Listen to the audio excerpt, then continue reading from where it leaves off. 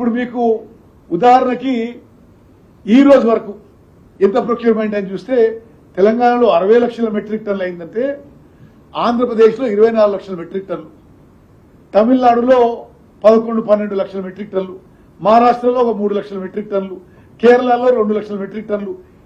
భారతదేశంలోనే ఈ యాసంగి పంటలో అన్ని రాష్ట్రాల కంటే ఎక్కువ వరి ధాన్యం కొనుగోలు, అదేవిధంగా కేంద్రానికి ఇచ్చే FCI రైస్ కింద తెలంగాణ రాష్ట్రం నెంబర్ 1 లో ఉందనే విషయం నేను మనం చేస్తున్నాను.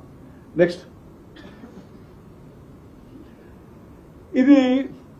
ఇది ప్రత్యేకంగా తెలంగాణ రైతాంగం కూడా అందరూ గమనించాలి. తెలంగాణలో మేము వచ్చిన తర్వాత వరి ఉత్పత్తి పెరుగుతుంటే, ప్యాడీ ప్రొడక్షన్ పెరుగుతుంటే, every year every crop paddy production పెరుగుతుంటే కేంద్ర ప్రభుత్వము తెలంగాణ నుంచి కొనుగోలు చేసే FCI రైస్ తగ్గిస్తూ ఉంది. ముఖ్యమంత్రి గారు, నేను పలుమార్లు కేంద్రంలో కన్సర్న్ మినిస్టర్స్ అండ్ అధికారులతో కలిసి, అరే మీరు మా దగ్గర ప్యాడీ ప్రొడక్షన్ పెరుగుతుంది, మీరు గతంలో ఏ విధంగా అయితే ఫుల్ ప్యాడీ ప్రొడక్షన్ మీరు కొనుగోలు చేసినారో మేము ఎంఎస్పీ టర్మ్స్ అండ్ కండిషన్ మేరకే ప్రొక్యూర్ చేస్తున్నాము అంటే, మరి ఇది ఒక పక్షపాత ధోరణో ఇతరో ఈ బీజేపీ వాళ్ళు ఇది ఈ కళ్ళాల చుట్టూ తిరిగే బదులు కేంద్రానికి పోయి ఇప్పుడు మేము ప్రొక్యూర్ చేసే మొత్తం ధాన్యాన్ని కొనుగోలు చేయాలి, కేంద్రం కొనుగోలు చేయాలి. అదేవిధంగా ఇప్పటి వరకే మా ప్రభుత్వం 16,479 కోట్ల రూపాయలు అదనంగా ఖర్చు పెట్టినాం ఈ ప్యాడీ ప్రొక్యూర్మెంట్ కి. ఆ అమౌంట్ కట్టి మన దగ్గర ఈ ప్యాడీ రైస్ తీసుకోమని చెప్పి వాడు కేంద్ర ప్రభుత్వం ఒప్పియాలని చెప్పి డిమాండ్ చేస్తున్నాం. నెక్స్ట్,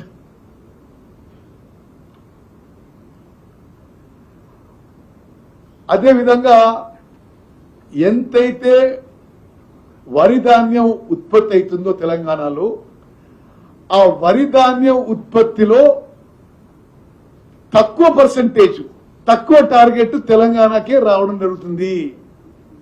ఇప్పుడు ఉదాహరణకి ఇప్పుడు మీరు చాలా రాష్ట్రాలు చూసినాం, అంటే ధాన్యం ఎంత ఉత్పత్తి అవుతుంది, కేంద్రం ఎంత కొనుగోలు చేస్తున్న విషయం కూడా మీ అందరికి తెలియజేస్తున్నాం. అంటే while production is going up, procurement from Telangana is being reduced by government of India. కానీ వాళ్ళు తగ్గించినా మేము మరి ప్రతి రైతు నుంచి ప్రతి గింజ కొనే విధంగా ముందుకు పోతున్న విషయం కూడా నేను మనం చేస్తాను. నెక్స్ట్,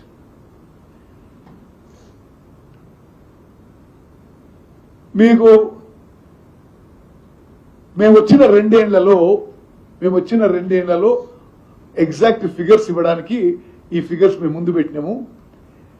ఖరీఫ్ అండ్ రబీ 24-25 లో మా ప్రభుత్వం 36,143 కోట్ల రూపాయలు నేరుగా రైతుల ఖాతాలోకి జమ చేసిన విషయం, ఇంత అమౌంట్ ఈ భారతదేశ చరిత్రలో ఏ రాష్ట్రంలో ఏ ప్రభుత్వం చేయని విషయం కూడా నేను మనం చేస్తున్నా.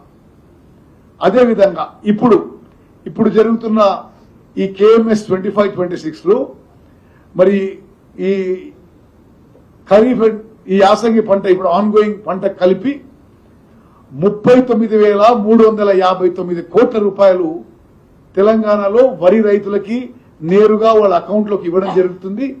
48 గంటల్లో అకౌంట్లో ఇవ్వడం జరుగుతుంది. గత ప్రభుత్వంలో నెలల తరబడి పైసలు రాకపోయేది. దయచేసి అందరూ గమనించాలి.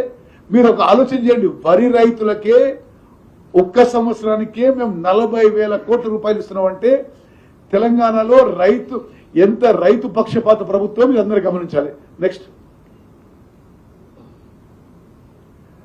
అదేవిధంగా నేను ముందు చెప్పినట్టుగా తడిసిన ధాన్యాన్ని కూడా మేము బాయిల్ మిల్స్ షిఫ్ట్ చేసి రైతులకు నష్టం లేకుండా చర్యలు తీసుకుంటున్నాము.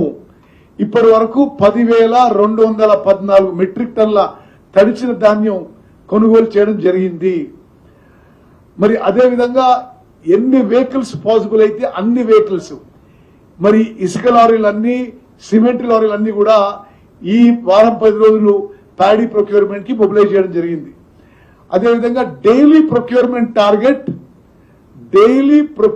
టార్గెట్స్ జిల్లాల వారీగా ప్రొక్యూర్మెంట్ సెంటర్ ఇచ్చి మరి ఆర్టిఫిషియల్ ఇంటెలిజెన్స్ సాఫ్ట్వేర్ సిస్టమ్ తో మానిటర్ చేయడం జరుగుతుంది. నెక్స్ట్,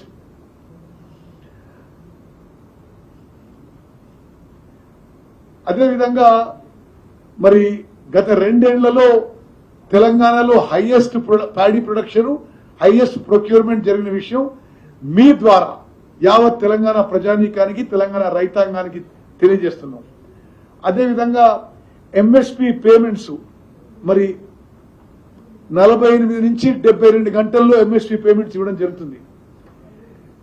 తెలంగాణ భారతదేశంలోనే వరి మరి ప్యాడీ ప్రొడక్షన్ లో, ప్యాడీ ప్రొక్యూర్మెంట్ లో తెలంగాణ రాష్ట్రం ఒక మోడల్ స్టేట్ గా ముందుకు పోతుందని చెప్పి మనం చేస్తున్నాం. మరి గతంలో బీఆర్ఎస్ ప్రభుత్వం ఈ వరి రైతులని నిర్లక్ష్యం చేసింది. బీజేపీ మేము కొనుగోలు చేస్తున్న మొత్తం ధాన్యం కొనుగోలు చేయడం లేదు. కేవలం కాంగ్రెస్ పార్టీ, కాంగ్రెస్ ప్రభుత్వం మరి తెలంగాణలో వరి రైతుల వెంబడి నిలబడ్డం, మరి వాళ్ళు ఇచ్చిన టార్గెట్ కంటే మేము 16,479 కోట్లు అదనంగా ఖర్చు పెట్టి అదనంగా వరి కొనుగోలు చేసిన విషయం నేను మనం చేస్తున్నాం.